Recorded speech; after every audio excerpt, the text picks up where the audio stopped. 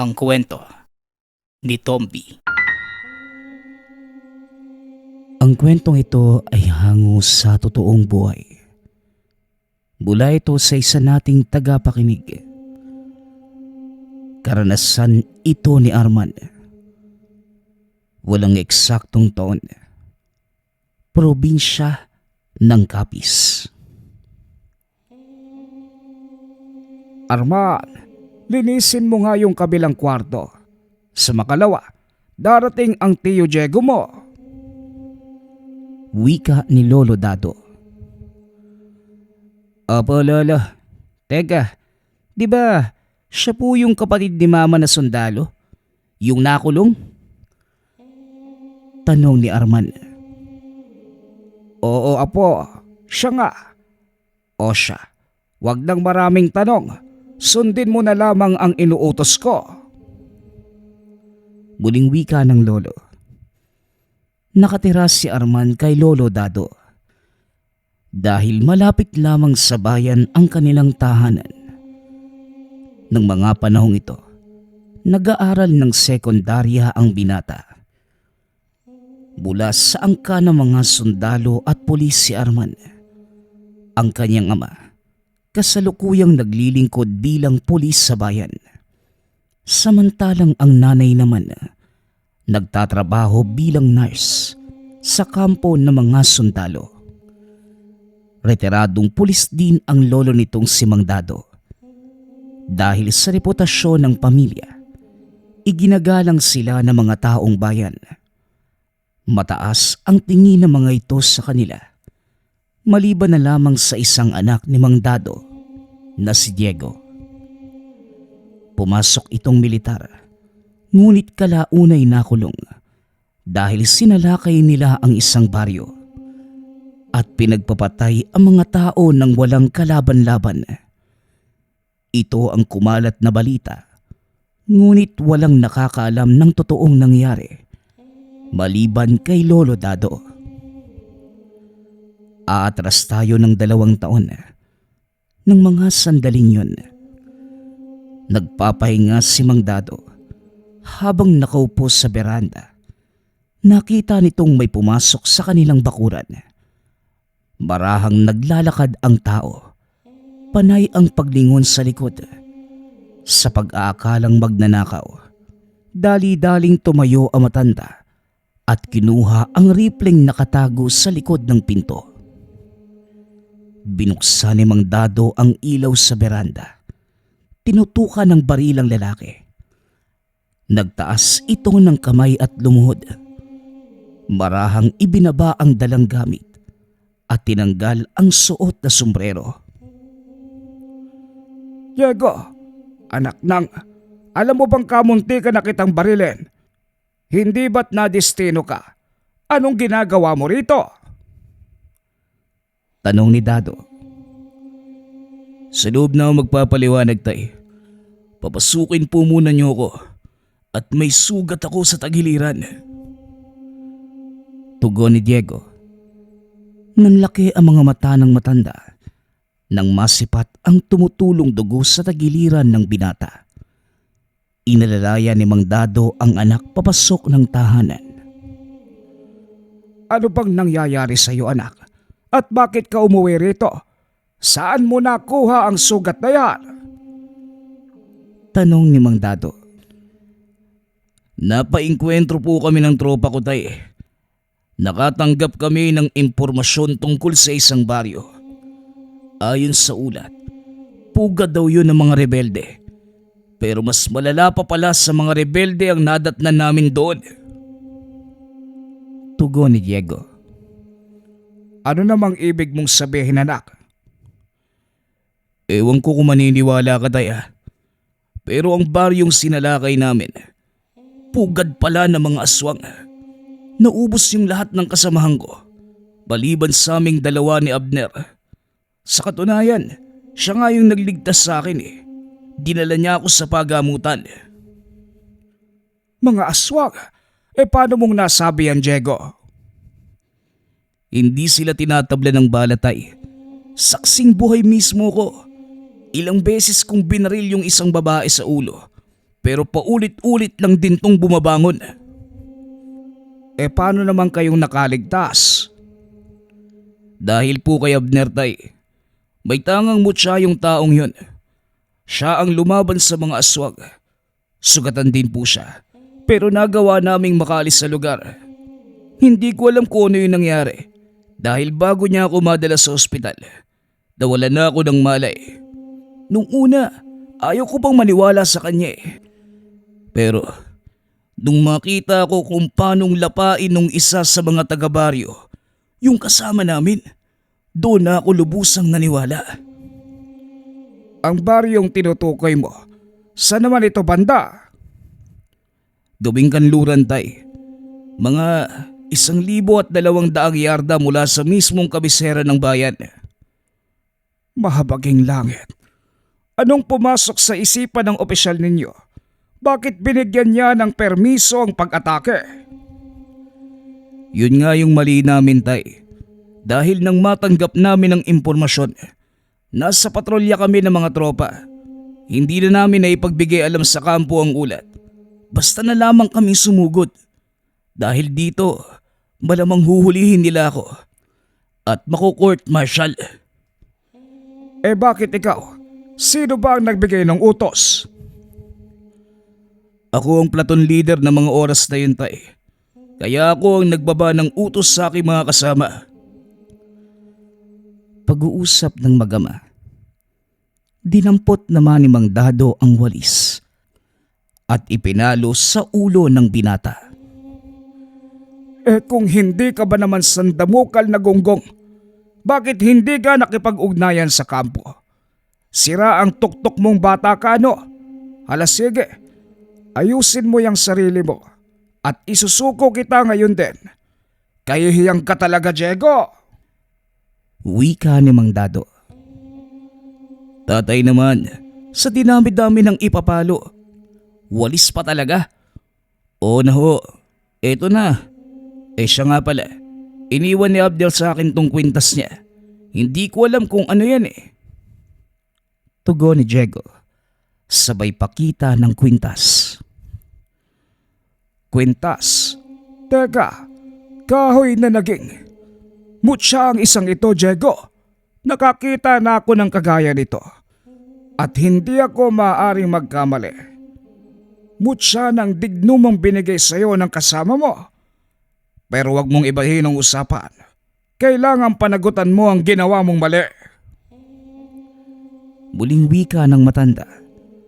Dinala nito ang anak sa himpilan ng militar para kusang isuko. Wala namang naging reklamo si Diego dahil alam niyang mali din ang ginawang paglusob nang hindi nagbibigay alam sa mga nakakataas. 3 taong pagkakakulong ang naging sentensya ng binata. Binigyan nito ng pagkakataong makabalik sa militar sa oras na mabuno ang sentensya. Ngunit iba ang nasa isipan ni Diego ng mga oras na yon. Ngayon nakakulong ka na. Pag-isipan mong mabuti ang mga kilos mo, Diego.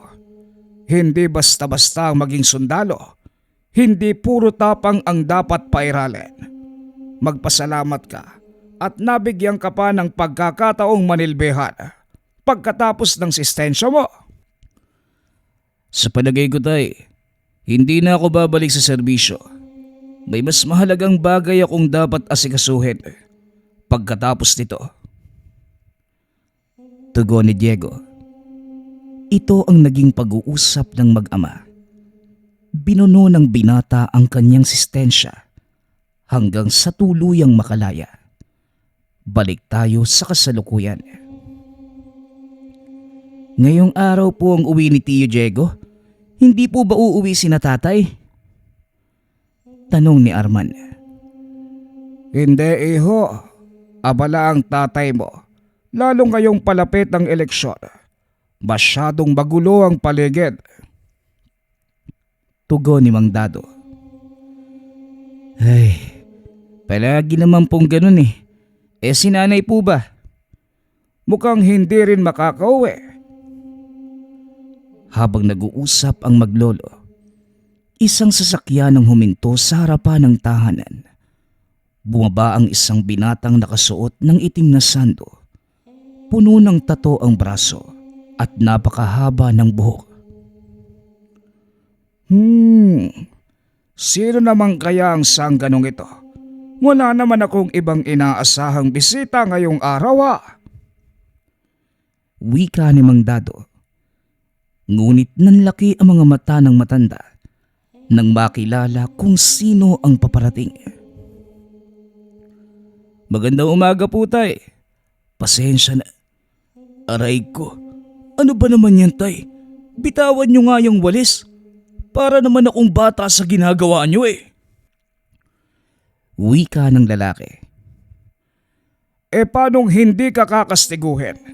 Tignan mo nga yung itsura mo. Dati kang sundalo, Diego. Ngayon mukha ka ng sanggano. Pinangatawanan mo na nga talaga ang hindi pagbalik sa serbisyo, ano? Pasensya na po, tay. Buo na po ang isipan ko. Saka, wala kasing matinong barbero sa loob eh.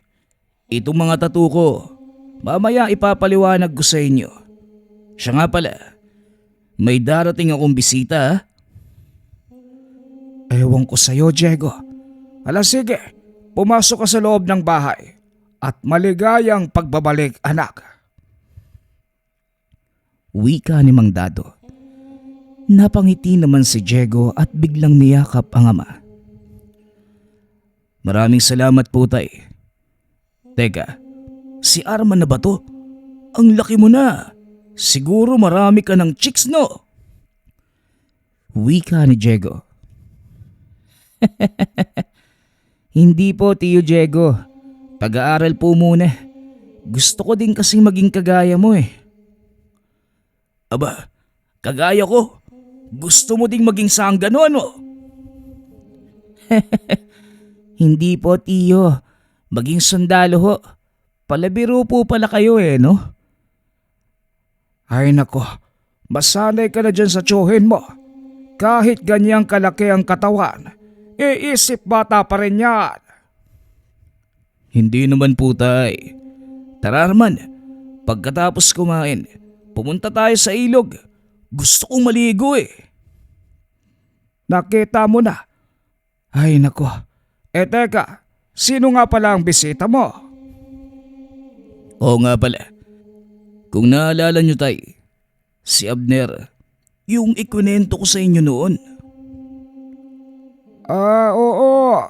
Yung nagbigay ng mutya sa'yo. Nasa na nga pala yon? Nagkita kami sa kulungan. Sumuko din siya eh. Halos isang araw matapos akong hatulan. Sabay na din kaming pinalaya. Pero may aasikasuhin pa siya sa bayan eh.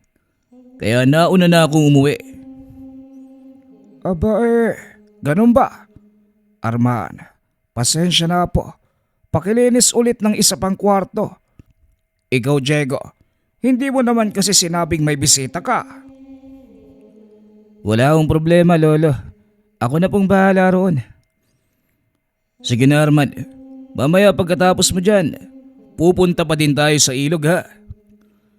Sige po, Tio Diego. Pag-uusap ng mag-anak. Mabilis na umalis si Arman at nang wala na roon ang binata, ipinagpatuloy ng dalawa ang pag-uusap. O Diego, ano na ngayon ang binabalak mo? Hindi ka na bababalik sa militar. Ano nang gagawin mo? Tanong ni Mang Dado. Balak naming balikan yung baryo, tay. Balakas ang kutob ko. Nabuhay pa yung mga taga roon. Tugon ni Diego. Abat sira ulo ka talagang bata kaya no? Kamuntikan ka na nga mamatay nung unang beses kayong sumugot. Uulitin mo na naman. Alam ko po yun, tay. Pero sa ngayon, hindi na ako mapapahamak. Nakikita niyo ho ba yung mga tatong ito? Mga dasal pang proteksyon ng mga yan. At tinuro na din sa akin ni Abner kung paano gagamitin ang mutya ng dignum. Ang totoo, matagal na din naming balak sa lakayin ng baryong yon. Ngunit wala kaming sapat na puwersa at kaalaman Sigurado ba kayo sa gagawin ninyo? Napag-aralan na ni Abner ang baryo bago siya sumuko, tay. At nalaman niya ang kahinaan ng mga nakatira doon.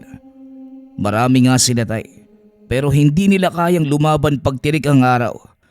At yun ang gagamitin naming pagkakataon.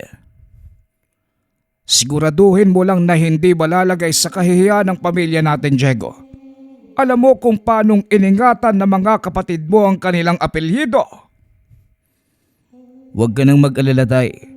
Hindi malalaman ng publiko ang gagawin namin ni Abner. Pag-uusap ng dalawa. Lingid sa kalaman ng mga ito na nadinig ni Arman ang kanilang pag-uusap. Ngunit nagkunwari lamang itong walang nalalaman. Maya-maya pa, may huminto muling sasakyan. Dali-daling pinagbuksan ni Arman ang kanilang panauhin. Dandito na pala si Abner, tay. Buddy, tuloy ka. Siya nga pala ang tatay ko. Dating kolonel. Wika ni Mang Diego. Napatingin si Mang Dado sa malahiganting lalaking nakatayo sa kanyang harapan. Matipuno ang katawan at may mga pilat sa muka. Narinig ko po ang tungkol sa inyo. Ako nga pala si Abner. Tumuloy kayo. Pagpasensyahan mo na at puro pandak ang nakatira sa bahay na ito. Ingatan mo na lamang ang ulo. Hindi na naituloy na matanda ang sasabihin dahil biglang kumalabog ang kisame. Pasensya na po ah. Hindi ko nakita yung ilaw eh. Hayaan nyo. Ayusin ko na lang po yan mamaya. Huwag mo nang isipin yan. Maupo ka. Sandali at kukuha ako ng kape. Wika ni Mang Dado. Maya-maya ay bumalik na ang matanda at iniabot kay Abner ang isang tasa ng kape.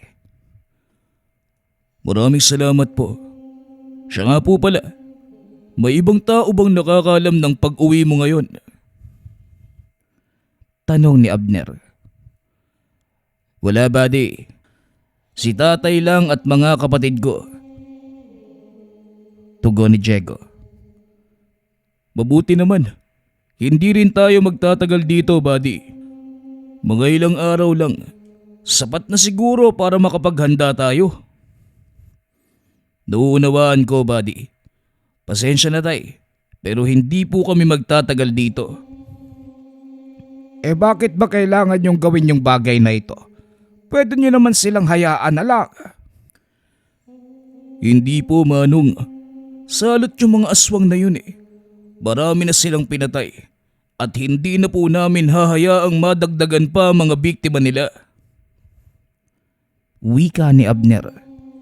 Ipinaliwanag din ito ang totoong dahilan kung bakit nila sinugod ang baryo nang hindi nagbibigay alam sa mga nakakataas. Ayon sa binata, humingi ng tulong sa kanila ang kapitan ng mismong baryo dahil unti-unti nang inuubos ng mga aswang ang mga alaga nilang hayop.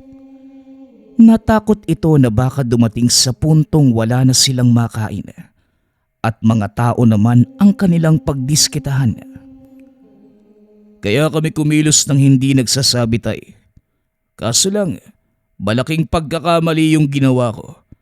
Marami sa mga kasama namin ang napahamak at ito ang dahilan kung bakit namin sasalakayin ang baryong yun at magagawa lang namin ni Abner ang lahat kung wala na kami sa militar. Delikado ang gagawin ninyo. Kung sakaling magtagumpay ang plano at mapatay nyo silang lahat, anong iisipin ng mga tao? Wala kang dapat alalahanin, Manong, dahil sikreto ang gagawin naming pagkilos. Hindi ko alam kung maniniwala ko. Pero kung yan ang sa tingin nyong tama, gawin ninyo. Mag-iingat lamang kayo, ha? Wika ni Mang Dado. Matapos ang pag-uusap, tinupad ni Diego ang pangako sa pamangkin. Sinamahan niya ito sa ilog at naligo. Nang mga sandaling yun, kasama nila si Abner. Nagulat ang mga tao dahil noon lang nila nakita ang kaibigan ni Diego. Malahigante ito, sa taas na 7 talampakan. Idagdag mo pa ang matipunong pangangatawan. Kahit sinong makasalubong, talagang matatakot. Alam mo, Diego, napakapayapa ng lugar nyo no? Mas gugustuhin kong tumira sa ganitong lugar. Wika ni Abner. Ito nga mismo ang dahilan kung bakit pinili kong sumama sa iyo, Abner. Ayokong umabot sa puntong manganib ang bayang to dahil sa kagagawa ng mga aswang na yon. Tugon ni Diego. Tama yung naging pasya mo, Diego. Magtiwala ka lang sa gamit na binigay ko sa iyo at sa mga dasal na nakaukit sa katawan mo. Pag-uusap ng dalawa. Matapos ang ilang araw ng pamamahinga, nagpaalam na ang mga ito. Hindi ko na kayo pipigilan, anak. Basta't mag-iingat. Hindi na naituloy na matanda ang sasabihin dahil biglang dumating ang kapatid ni Diego. O tay, Diego, mabuti at naabutan ko kayo. Hindi kayo maniniwala sa sasabihin ko. Wika ng kapatid na si Mando. Alam mo palang hindi kami maniniwala. Di sana wag mo nang sabihin. Tugon ni Mang Dado. Ay nako, si tatay talaga. Puro biro Seryoso ko. Rumesponde ako sa isang patayan sa kabilang baryo. Isang pamilya ang walang awang pinagpapatay. Ano naman ang hindi ka panipaniwala doon? Wakwak yung sikmura ng mga biktima. Yung mga bata, halos wala ng lamang loob. May mga kagat sa leg ang ilan sa kanila. Ang usap-usapan pa nga ng mga tao sa paligid Aswang ang may gawa. Pulis ka, Mando. Naniniwala ka sa mga haka-haka. Paniwalaan mo ang resulta ng investigasyon. Alam ko naman po yun, tay. Pero may mga bakas na nakita sa paligid Mga yabag ng paa mula sa malaking aso. Nasagot na yung tanong mo. Pwedeng malaking aso ang lumapas sa mga yon. Pero tay, yung yabag po, kasing laki ng kamao ng tao. Pagpapaliwanag ni Mando. Nanlaki ang mga mata ni Mang Dado.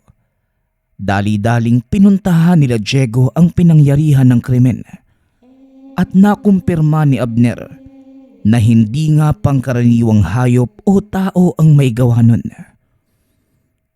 Diego, walang duda. Aswang nga ang may kagagawa nito. Nandito na sila sa bayan nyo. Wika ni Abner. Hindi malabong mangyari yan, Abner. Ilang taon tayong nawala Marahil nakabawi na sila ng lakas. Tugon ni Diego. O hindi kaya nasundan na nila tayo? Mukhang hindi na natin kailangang bumalik sa baryong yon, buddy. Tara, bumalik na muna tayo sa bahay. Pag-uusap ng magkaibigan. Pagkarating sa tahanan, naglagay ng mga pangontra si Abner sa bawat sulok. Nag-iwan din ito ng lana para malaman nila kung may paparating na aswang. Para saan naman ang lanang yan, Abner? Tanong ni Mang Dado. Kukulo po yung lana sa oras na may lumapit na aswang. Huwag kayong mag-alala. Balot ng proteksyon ang paligid ng bahay. Hindi sila makakapasok. Tapos na ako sa paghahanda, Diego. Tara na! Pagpapaliwanag ni Abner. At saan naman kayo pupunta? Kami ang tutugis sa kanila, tay. At hindi ko nahahayaan na madagdagan pa ang biktima nila sa bayang to. Wika ni Diego. Umalis ang magkaibigan at inikot ang buong bayan. Ngunit wala naman silang nakitang aswang ng gabing yun. Pero hindi sumuko ang dalawa. Inabot na lamang ng madaling araw. Hindi pa din nila nakita ang aswang. Abat masyadong mailap yung mga lintik. Isa lang ang ibig sabihin nito, Diego. Alam nilang tutugisin natin sila. Tama nga ang hinala ko. Tayo ang pakay ng mga aswang, Diego. Wika ni Abner. Paano mo naman nasabi, buddy? Tanong ng binata. Kung hindi tayo ang pakay nila, walang habas na pananalakay ang gagawin ng mga yon. Ang nangyaring patayan, simpleng pagpaparamdam lang ng kanilang lakas. Kung talagang tayo ang pakay ng mga yon, bakit hindi sila magpakita sa atin? Mautak ang mga aswang, Diego. Kung saan ka hindi handa, doon sila sasalakay. Malakas din ang pakiramdam ko na hindi iisa ang aswang na nandito. Maaaring isang pangkat o kawan. Posible nga yan, Abner. Kaya kailangan na natin silang mahanap sa lalong madaling panahon. Ayoko nang madamay pa ang pamilya ko. Pag-uusap ng magkaibigan. Nagpasya ang dalawang umalis sa bayan dahil alam nilang hahabulin sila ng mga nilalang. Nagpunta ang mga ito sa malayong lugar kung saan walang gaanong tao.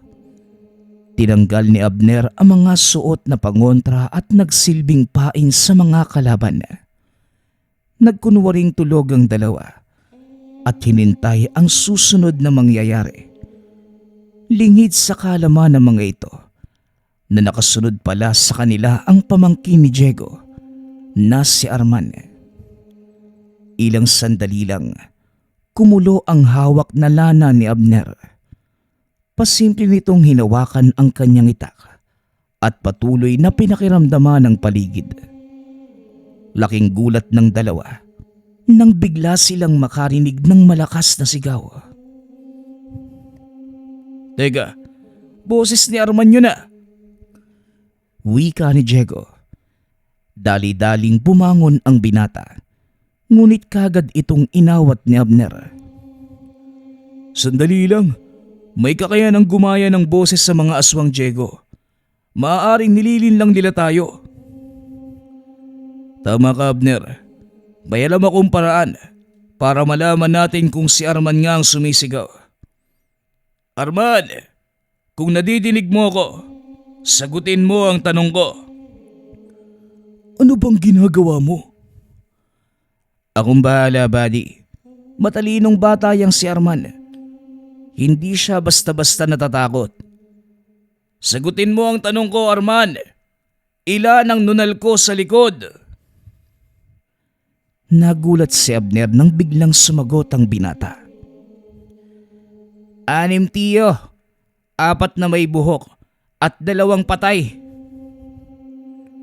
Tugon ni Arman. Nagkatinginan ang dalawa at kagad natukoy ang kinaroroonan ni Arman. Hindi lang basta tanong ang binigay ko kay Arman. Sikretong salita ang mga yon, Abner. Tignan mo yung malalaking bato na yon. 4 na may tumutubong damo at 2 malalapad. Nasa gitna ng mga yan si Arman at nakatago sa bawat bato ang mga kalaban.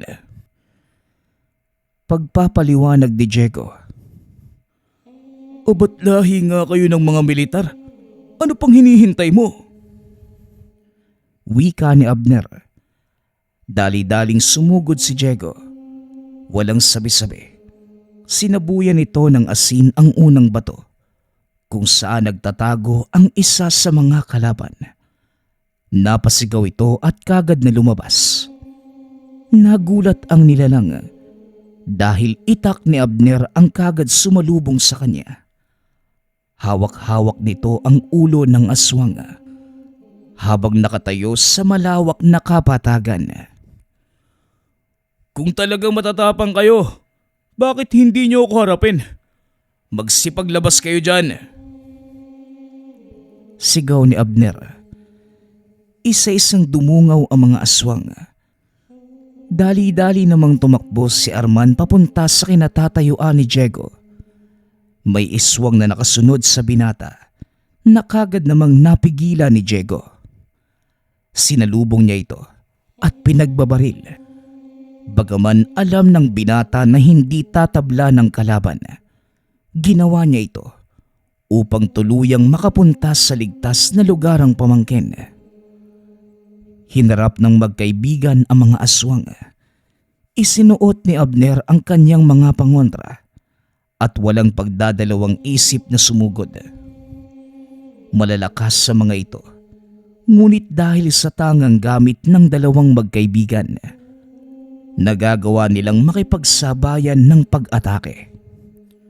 Nanonood lamang si Arman ng mga sandaling yun habang nakatago sa bato. Parang nasa pelikula ang binata.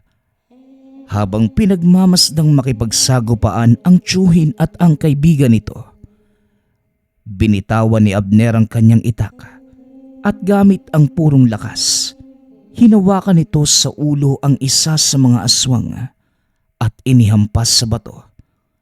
Nadurog ang bungo ng nilalang sa sobrang lakas ng pagkakahampas ng lalaki. Malahalimaw ang lakas na ipinapakita ni Abner. Hindi naman nagpatalo si Diego.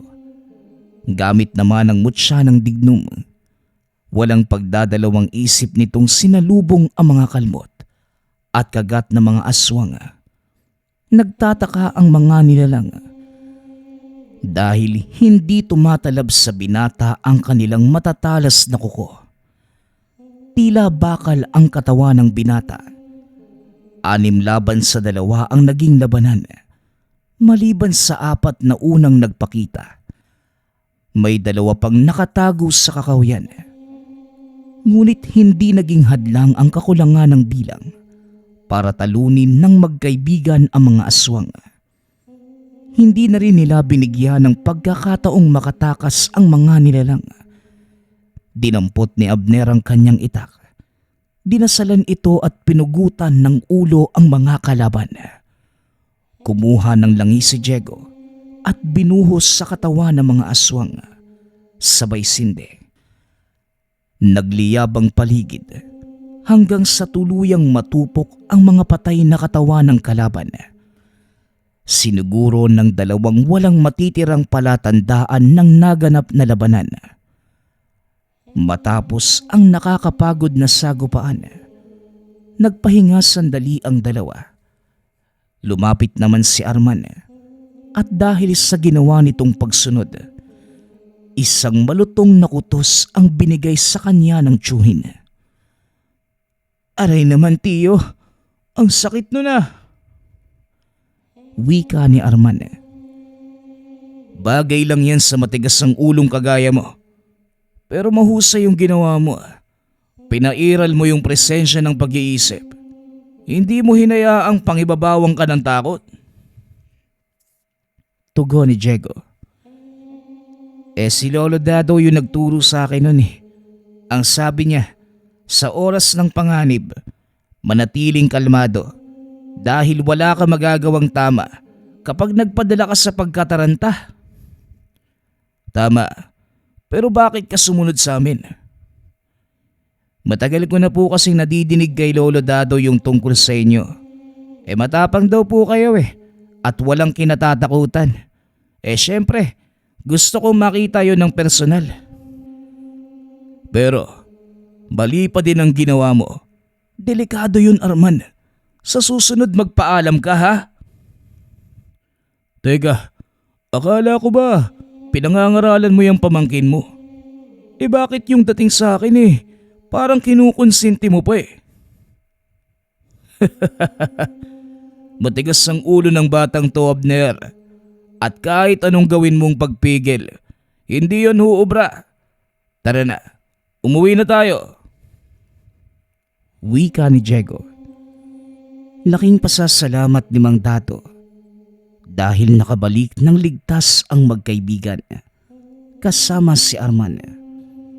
Ngunit nakatikim din ito ng pangaral sa matanda. Bagaman nagawa nilang pigilan ang mga aswang, alam ni Abner na hindi pa tapos ang labanan. Hindi pa rito nagtatapos ang lahat, Diego. Kaya hindi ako titigil sa pagtugis sa kanila. Wika ni Abner. Asahan mo ang tulong ko, buddy. Nandito lang ako palagi. Alam mo kung saan ako hahanapin. Pag-uusap ng dalawa bago tuluyang umalis si Abner. Hindi na muling bumalik pa sa serbisyo si Diego. Sa halip, namasukan ito bilang bodyguard ng alkalde sa kanilang bayan. At sa paglipas ng mga taon, wala nang paramdam mula sa mga aswang. Hindi na din muling bumalik si Abner. Habang si Arman naman pumasok sa PMA, kalaunan ay naging sundalo. Paano ba yan, Tio Diego? Mas mataas na yung ranggo ko sa'yo ngayon. Aray ko. Wika ni Arman. Biglang kinutusan ni Diego ang pamangkin, kaya hindi na nito naituloy ang pagyayabang. Bagay lang sa'yo yan. Hindi porket tenyente ka na aastahan mo na ako ng ganyan. Pero binabati kita, Arman. Tandaan mo lang ang lahat ng itinuro ko sa'yo. Pairali ng presensya ng pag-iisip sa lahat ng bagay. Huwag tira ng tira, ha? Wika ni Diego. Sang-ayon ako sa tiyuhin mo, Arman. Makinig ka sa kanya. Dahil yan ang malaking pagkakamali niya. Maging mabuti kang sundalo na inaalala ang kaligtasan ng karamihan. Hindi para sa pansarili lamang. Naunawaan ko po, Lolo. Maraming salamat sa lahat ng payo. Sa'yo din, Tio Diego. Pero mas mataas na yung ranggo ko sa inyo. Wika ni Arman. Napapangiti na lamang ang binata sa tuwing maaalala ang mga tagpong ito. Dahil matapos ang pagdiriwang ng kanyang pagtatapos, nagpaalam si Diego at hindi na ito muling bumalik. Walang kahit sinong nakakaalam kung saan ito nagpunta. Gayunpaman, hindi malilimutan ni Arman ang lahat ng payo at turo nito. Maging ang engkwentro nila sa mga aswang at lahat ng masasayang alaala sa tiyuhin at sa kaibigan nitong si Abner. Maraming taon pa ang lumipas. Naging matagumpay na opisyal ang binata. Hanggang sa maitalaga ito bilang pinuno ng Special Forces ng militar. Nang mga sandaling to, nakaharap si Arman sa larawan ni Diego habang suot ang kanyang bagong uniforme. Mabuti na lang at wala ka dito, Tio. Dahil kung hindi, makakatikim na naman ako ng kutos mo pag nadinig mo yung sasabihin ko. Suot ko ngayon yung uniforme mo, pero nakasabit na yung simbolo ng isang battalion commander. Nataasan na naman Aray, sino namang may gawa nun? Ako? Bakit may angal ka? Siguradong yan din ang gagawin ng tiyuhin mo. Binabati kita, Arman. Wika ni Mang Dado. Tumulo ang luha ng binata dahil naalala nito ang lahat ng hirap at pasakit na pinagdaanan para lamang makuha ang kasalukuyang posisyon. Kalakip din ng mga luhang yun ay ang panghihinayang dahil wala na sa tabi ang taong iniidolo. Gayunpaman, nananatili sa puso ng binata ang lahat ng alaala ng minsan niyang makasama ang tiyuhing si Diego, ang taong nakipaglaban sa mga aswang gamit ang mutya ng dignum. Ang susunod nating kwento ay mula sa isa nating tagapakinig. Karanasan ito ni Dodong. Walang eksaktong taon. Probinsya ng Iloilo. Si Dodong, pangalawa sa 4 na magkakapatid, namulat sa pamilya ng mga magsasaka. Bata pa lamang, naging malapit na ito sa ama hanggang sa nagkaroon ng hindi malaman na sakit. Habang nakaratay, inabisuhan ng ama ang magkakapatid na isa-isang pumasok sa silid kung saan ito naroroon. Napagpasyahan ng ama na hatiin ang mga pamanang nakalaan sa mga anak. Ngunit nagtaka ang lahat ng magkakapatid.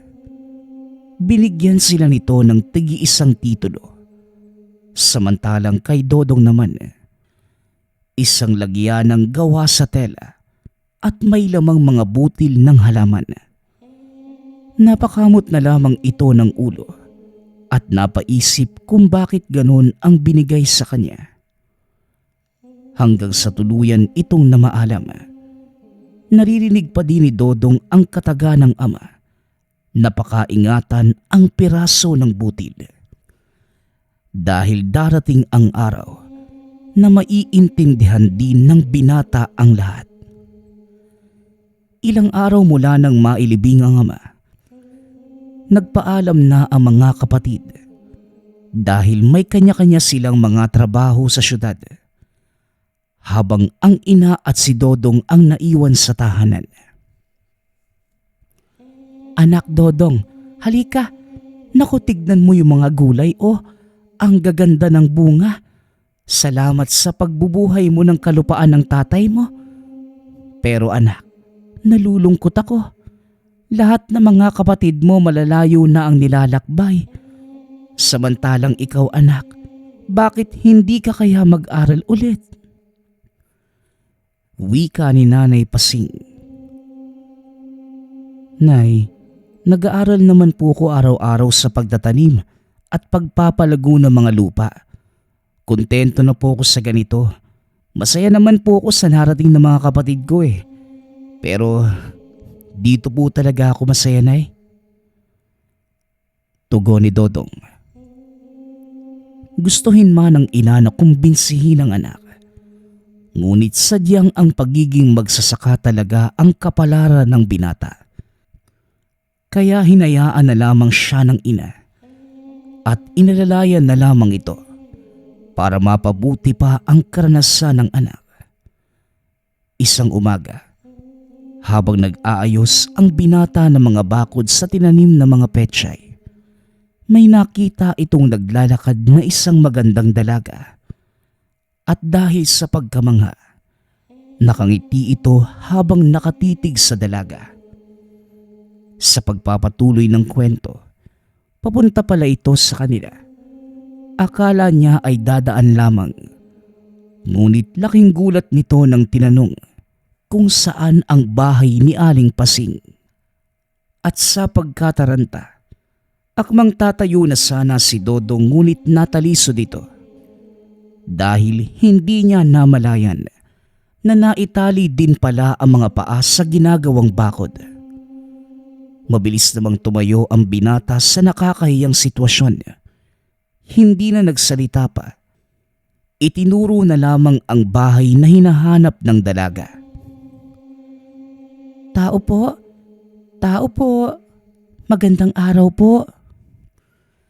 Wika ng magandang dalaga na nagpakilala sa pangalang Carmen.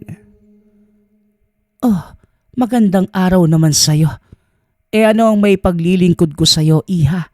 Halika't pumasok ka muna. Dito ka na maupo. Wika ni Nanay Pasing. Maraming salamat po. Hindi naman din po ako magtatagal. Atiya, ang gaganda po ng mga pananim nyo. Isa po kong mag-aaral sa agrikultura na magtatapos sa taong ito.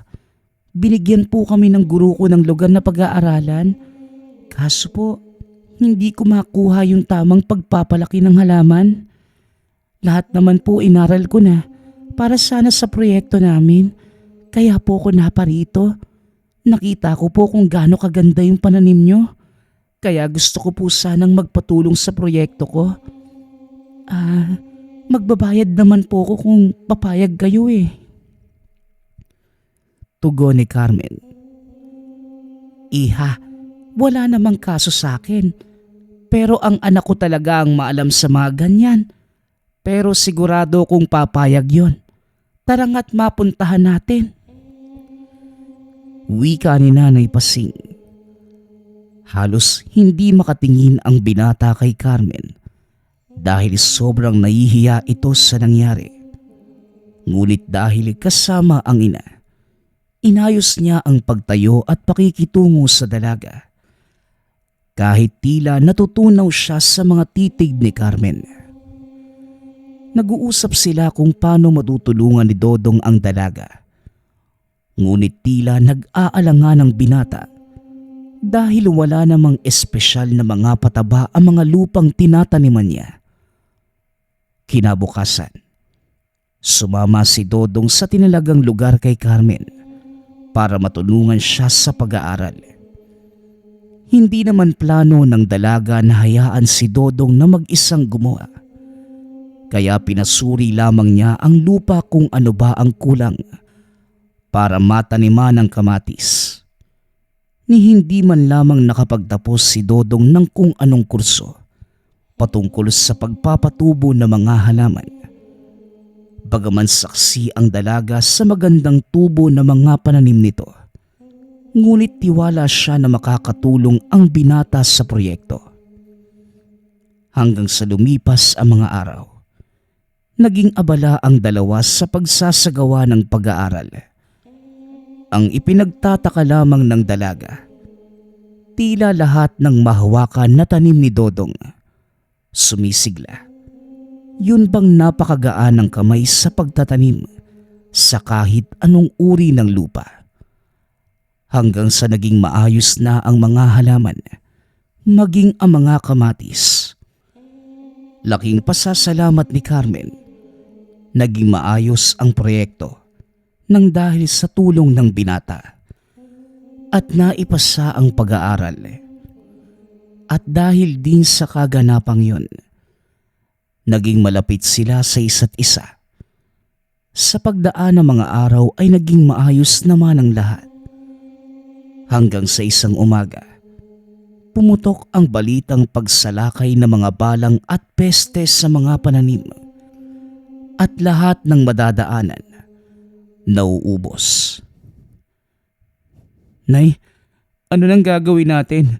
Siguradong uubusin ng balang yung mga gulay natin. Wika ni Dodong. Anak, hindi na natin mapipigilan ang mga magaganap.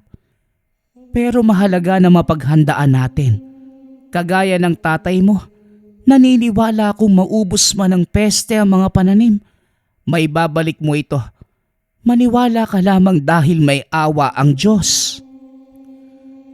Tugon ni Nanay Pasing. Ilang sandali pa ang lumipas. Nagpaalam ang ina na matutulog na ito.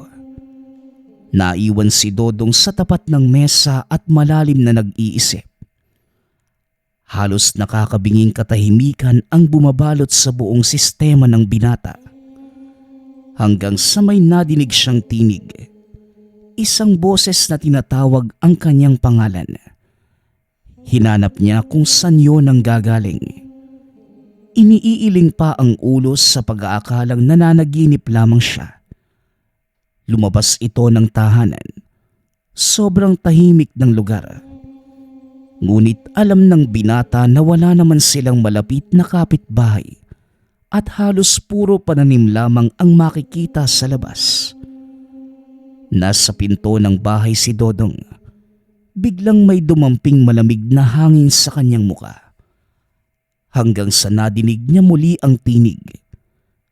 Naglakad ito palabas hanggang sa maabot niya ang gitna ng taniman. Hanggang sa nasipat ang isang napakagandang babae sa bandang harapan. Carmen, ikaw? Paano? Tanong ni Dodong. Oo, ako nga Dodong. Kinakailangan kong magbalat kayo para subukan ng kakayahan mo. Hindi nga nagkamali ang ama mo sa pagsalin sa iyo ng mga binhi. Taglay mo ang maladiwatang kamay. Nasa puso mo ang kalikasan at pagmamahal sa nakapaligid sa iyo. Nagagalak akong nakilala ka, binata. Tugon ni Carmen. Pero, paano nangyari yun lahat? Bilang diwata, kaya naming gumawa ng mga kaganapan. Saklaw ng kapangyarihan namin ang pagbibigay ng pagsubok sa mga tao. Sa pinakita mo, isa kang namumukod tangi. Heto, tanggapin mo. Naway gamitin mo ang mga yan sa tamang panahon. Maraming salamat sa kabutihan mo. At paalam, kaibigan. Tugon ni Carmen. Kahit nalilito ng mga oras na yun, minabuti na lamang ng binatang umuwi sa tahanan. Pumasok ng silid. Binuksan ang inabot ng diwata. Nanlaki ang mga mata ni Dodong. Nakita niya na isa itong tela na may laman na gintong buhangin. Alam niya sa sarili na pwede niya itong magamit sa pagpapalago ng mga halaman. Kaya bumuo siya ng plano.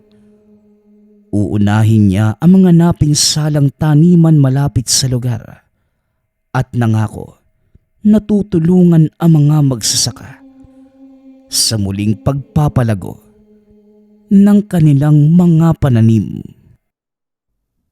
Nagpapasalamat nga pala ako sa lahat ng sumusuporta sa ating channel.